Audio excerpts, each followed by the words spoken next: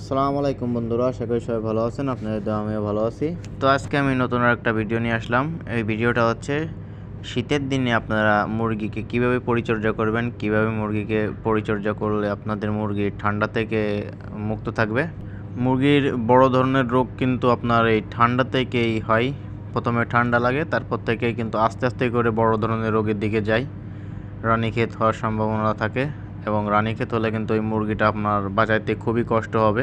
তো এই ঠান্ডা থেকে মুরগিকে আপনি যদি দূরে রাখতে পারেন, তাহলে আপনার এই মুরগির যে বড় বড় রোগের সম্ভাবনা, আপনার ফার্মে যেই রোগ লেগে আপনার লসের সম্ভাবনাটা এটা খুবই কমে যাবে। তো চলুন মূল আলোচনায় চলে যাই। তো যারা মুরগিকে আমার মতো করে এভাবে লাইটিং করে রাখতে চান, যে ঘরের ভিতরে কয়েকটা লাইট সেট করে দিলে হালকা হালকা গরম থাকবে, তখন কী হবে, ঠান্ডাটা একটু কম লাগবে মুরগির শরীরে। এই কারণে কিন্তু ঠান্ডাটা ওদের লাগার সম্ভাবনাটা খুবই কমে যাবে। তবে এটা কিন্তু অনেক খরচের ব্যাপার আছে এখানে, কারণ এইসব লাইটের কিন্তু অনেক বিল ওঠে। যারা ফার্মিং আকারে করেন, যে না আমি অনেক টাকা ইনকাম করতেছি, আমার এখান থেকে 2000, 1000, 1500 যাই হোক কারেন্ট বিল হলে আমার সমস্যা নেই, তো তারা এটা করতে পারেন আমার মতো করে এভাবে লাইটিং করে দিতে পারেন। আর যারা অল্প পরিসরে মুরগি পালন করেন, তারা এটা না করাই ভালো। দেখা যাচ্ছে অল্প পরিসরে 10টা, 20টা, এভাবে 5টা এভাবে মুরগি পালন করেন।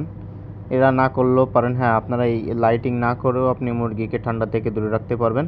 তবে আপনাকে নিয়ম মেনে ঘরের পর্দাগুলো খুলতে হবে এবং আটকাতে হবে।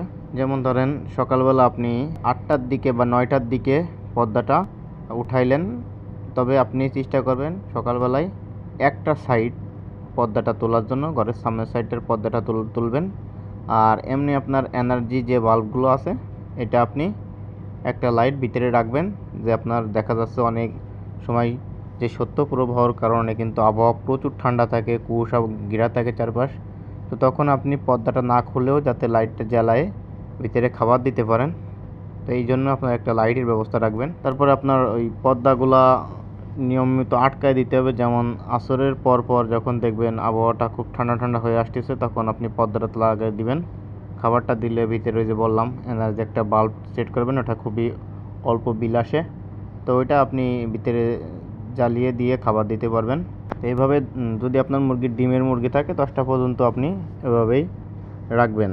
আর তাছাড়াও যদি আপনারা ঠান্ডার ডোজটা করাতে পারেন মাঝে মাঝে, তাতেও কিন্তু অনেকটা ঠান্ডা থেকে দূরে রাখা যাবে। যেমন ঠান্ডার অনেক প্রকারের ওষুধই পাওয়া যায়, তো আপনারা চেষ্টা করবেন ওই ওষুধগুলো মাঝে মধ্যে কিছুদিন পর পর 2-1 দিন করে করে দিলে আপনার মুরগিগুলো ঠান্ডা থেকে একটু রক্ষা পাবে। তো এই ওষুধগুলো আপনার মূলত শীতের দিনে একটু বেশি ব্যবহার করার চেষ্টা করবেন, গরমের দিনে কম ব্যবহার করলেও হয় বা না ব্যবহার করলেও সমস্যা নেই। আর আপনারা এই শীতের দিনে এই মুরগিকে একটু ভিটামিন ক্যালসিয়ামটা বেশি মাত্রায় ব্যবহার করার চেষ্টা করবেন। যেমন যে ভিটামিনটা আপনার গরমের দিনে 2 লিটারে 1 ml দেওয়ার কথা, সেই ভিটামিনটা আপনি শীতের দিনে 1 লিটারে 1 ml দেওয়ার চেষ্টা করবেন। এতে করে কিন্তু মুরগির শরীরটা খুব হিট থাকবে, মুরগির শরীরে তাপ থাকবে। ভিটামিনের অভাবটা না থাকলে, মুরগির শরীর গরম থাকলে কিন্তু ওদের ঠান্ডাটা কিন্তু সহজে ধরতে পারবে না। বিশেষ করে আপনারা AD3 যেটা আছে, রেনাসল AD3, রেনাটা কোম্পানির, তো এই AD3টা আপনারা শীতের দিনে 2 লিটার পানিতে 1 ml করে যদি আপনারা নিয়মিত, যেমন সপ্তাহে 2 দিন করে ব্যবহার করতে পারেন বা 10 দিনে 3 দিন করে ব্যবহার করতে পারেন, আমি মনে করি এতে করে মুরগির শরীরটা খুব হিট থাকবে এবং মুরগির ঠান্ডা কিন্তু এই ওষুধটার কারণেই খুব কম লাগার সম্ভাবনা থাকবে। তো যে কোনো ভিটামিনই আপনারা বলেন, রেনা WS আছে, মাল্টিভিটামিন যেগুলো আছে এগুলোর আপনারা ইউজ করতে পারেন। আর ক্যালসিয়ামটাও ইউজ করবেন এর সাথে, ক্যালসিয়ামের অনেক দরকার আছে ওদের শরীরে। আরেকটা ভিটামিন আছে ডিমের মুরগির জন্য ইসেল, এটাও আপনারা ব্যবহার করতে পারেন। তো মোটামুটি কথা, আপনারা যে কোনো ভিটামিন, ভালো ভিটামিন, মাল্টিভিটামিন এইগুলো আপনারা ব্যবহার করার চেষ্টা করবেন। ভিডিওটার মাধ্যমে যদি আপনারা কিছু জানতে পারেন বা এই ভিডিওটা দেখে আপনাদের একটু উপকৃত হয়, তাহলে অবশ্যই আমার এই চ্যানেলটা সাবস্ক্রাইব করে সাথে থাকবেন। আর যারা সাবস্ক্রাইব করে রেখেছেন তাদেরকে অসংখ্য ধন্যবাদ জানাই। আর ভিডিওতে লাইক দিবেন, ভিডিওটা শেয়ার করে দিবেন আপনাদের বন্ধুদের মাঝে। আর কোনো কিছু জানার প্রয়োজন হলে অবশ্যই কমেন্ট বক্সে কমেন্ট করবেন। আপনাদের সকল কমেন্টের উত্তরে আমি দেওয়ার চেষ্টা করি ইনশাল্লাহ। ভালো থাকবেন। আসসালামু আলাইকুম।